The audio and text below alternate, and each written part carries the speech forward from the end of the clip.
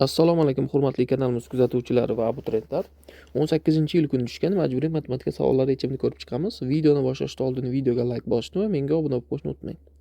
Dastlab bizda birinchi misol. 6 soni 8 ning necha foizini tashkil etadi deb so'ralmoqda. Buning uchun 6 ni 8 ga bo'laramizda 100% ga ko'paytiramiz. Natijada 6 ni ko'paytirsak 100 ga 600 foiz taqsim 8. 600 ni demak 8 ga bo'lsak 75% ga kelib chiqar ekan bu. C javobda berilgan. Ikkinchi misolimizda 8 litrlik 375 ta chelak hovuzga solindi. Jami necha metr kub suv yig'ilgan demoqda. Buning uchun 8 litrni ko'paytiramiz 375 ta chelakka 3000 litr ekanligi hosil bo'ladi. Bizda 1000 litrimiz 1 metr kub deb beradi. Demak 3000 litrimiz 3 metr kubga teng ekan bu. C javobda berilgan. Uchinchi misol, savatda anor, olma, nok mevalar bor. Ularning jami soni 14 ta. Nok olmadan 3 ta kam, anor esa nokdan 1 ta kam. Savatda nechta olma bor deb so'ralmoqda. Buning uchun olma, nok va anor. Olmani sonini x deydigan bo'lsak, nok undan 3 taga kam, ya'ni x minus 3 ga teng. Nokdan anor 1 ta ekan, bu x minus 4 deb beradi. Natijada 3 ni qo'shib chiqamiz. X qo'shilgan x minus 3 qo'shilgan x minus 4 14 ga tenglik hosil bo'ladi. Bu biz uchun qo'shsak 3x. 2 ni qo'shadigan bo'lsak minus 7 teng 14 ga. Natijada 3 ta x teng 21 bo'ladi. 14 ga 7 ni qo'shadigan bo'lsak x ning qiymati 7 ga teng ekan. Bizdan aynan olma so'ralganda olmalar soni 7 taligi kelib chiqadi. Bu D javobda berilgan. To'rtinchi misol. 3,3 dan 1 ko'paygan 0,1. Mana bu biz uchun 3 ni ko'paytiramiz. 9 1 ni qo'shamiz. 10 taqsim 3 ni beradi. Noto'g'ri kasrga o'tkazib olsak 0,1 biz uchun 1 taqsim 10 degani. 10 larni qisqartirib yuborsak natijada 1 taqsim 3 qolar ekan. Bu A javobda berilgan. 5-misolga yetib keldik. To'g'ri burchakli uchburchakning bir kateti ikkinchi katetidan 2 marta uzun. Agar uning yuzi 9 cm kvadrat bo'lsa, katta katetini toping deb so'ralmoqda. To'g'ri burchakli uchburchak chizadigan bo'lsak, mana buni A deydigan bo'lsak, bu 2 ga teng. Endi buni yuzasini topishimiz uchun mana shu ikkita katetni ko'paytirib, demak 2 ga bo'lamiz. Natijada yuzasi kelib chiqadi 9 cm kvadrat. Bu yerda ikkilarni qisqartirib yuborsak, A ko'paygan A ning qiymati 9 cm kvadratga teng. Demak faqat A ga A ni ko'paytirsak 9 chiqishi uchun A ning qiymati 3 cm bo'lishi kerak. Endi katta katetimiz 2 ta A bilan topilar ekan, ya'ni bu 2 ko'paygan 3, natija 6 cm. Bu B javobda berilgan. 6-misolga keldik. 6-misolimizda uchburchakli prizma. Uchburchakli prizma chizib olamiz.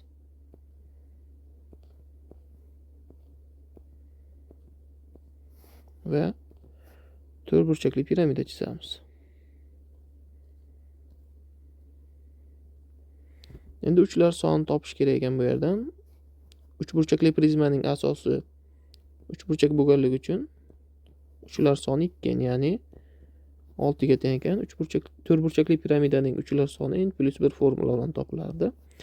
Asosi to'rtburchak bo'lgandan keyin bu 5 ga teng. Endi 6 dan ayiramiz 5 ni, natija 1 ekanligi kelib chiqadi. Bu A javobda berilgan. 7-misolimizda A B ga parallel bo'lsa, x burchakning qiymatini toping deb so'ralmoqda.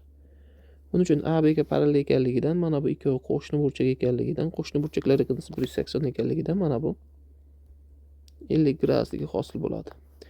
A B ga parallel ekanligidan bu 50 bo'lgandan keyin mana bu burchagimiz ham 50 graduslik kelib qoladi. Endi x burchagimiz mana bu joyda 3 burchak hosil bo'ldi.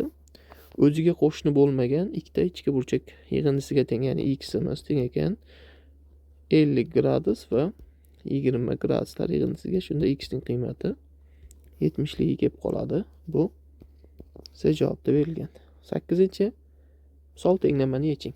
Buning uchun x minus 1 asosimizni 0 ga tengmas qilamiz. X teng emas 1. Ya'ni tenglama agar bir qiymat chiqarsa x plus tenglamani yechimini olamiz ekanmiz. Ya'ni bu yerda 1 taqsim 5 x minus 0,2 ni 0 ga tenglab, demak 5 ga ko'paytirib yuborsak x minus 1 teng 0, x ning qiymati 1 ga tengligi hosil bo'ladi. Endi mana bu joyda bizga x ga 1 ga teng bo'lsa olmaysan deyapti. Demak tenglama yechimga ega emas. Biz bilamiz, son o'qida 9-misolda qaysi son 0 ga yaqinroq bo'lsa, o'sha son biz uchun kattaroq edi. Ya'ni 14 katta bo'lganligi uchun minus 6 dan, ya'ni yaqinroq bo'lganligi uchun 14 katta hisoblanar ekan. Bu to'g'ri. Endi ikkinchi misolimizda mana bu joyda minus 10 turadigan bo'lsa, mana bu joyda minus 9 turibdi. Demak 9 yaqinroq, bu xato.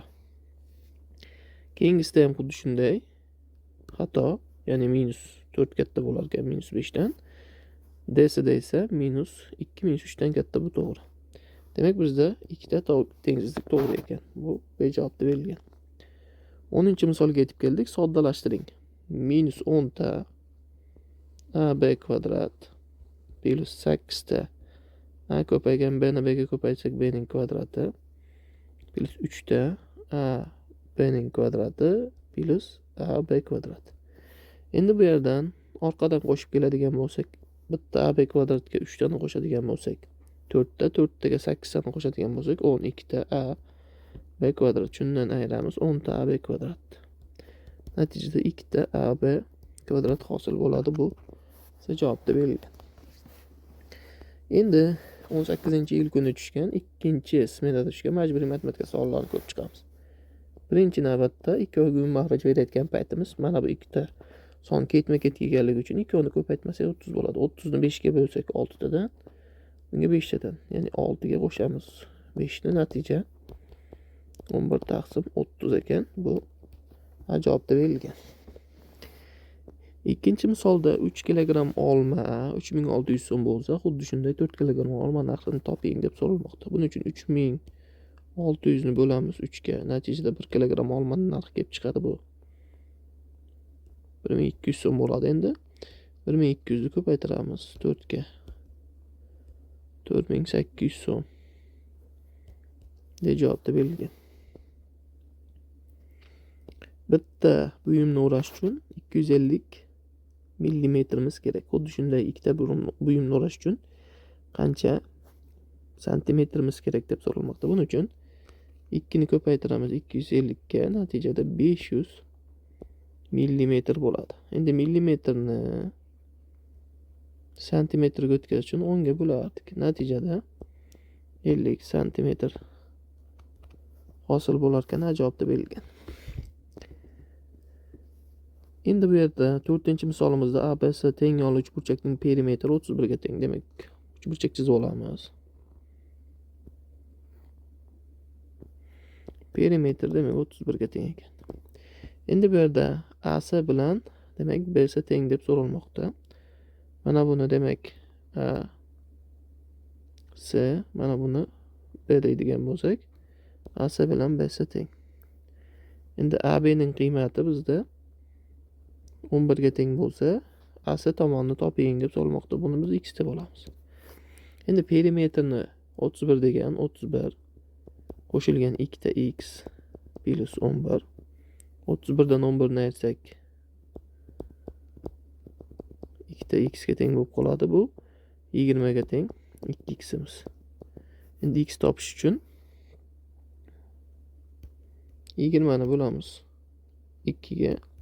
Shunda x tomonimiz yoki AC tomonimiz hosil bo'lar ekan. Bu 10 ga. Ya'ni AC ning qiymati 10 ekanligi kelib chiqadi. 4-chi, ya'ni 5-misolga keldik. Anvar 4 ta fandan o'rtacha 60 ball to'pladi. Agar u 5-fandan 80 ball olgan bo'lsa, u 5 ta fandan o'rtacha necha ball to'plagan deb so'ralmoqda. Buning uchun 4 ta fandan o'rtacha 60 ball to'plaganligi uchun jami ballarni qo'shib chiqamiz. Ya'ni hisoblasak 4 ta fandan 240 ball to'plagan. Endi ana shu 240 ballga qo'shamiz.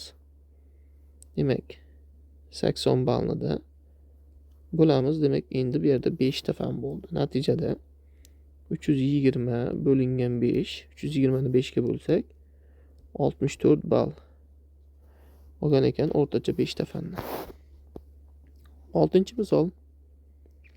Uchburchakli prizmaning barcha qirralari uzunligi 4 sm bo'lsa, barcha qirralar uzunliklari yig'indisini toping deyapti. Endi uchburchakli prizma chizib olsak, shunaqa tartibda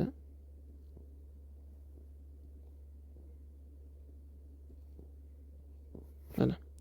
Demak, buning qirralar soni,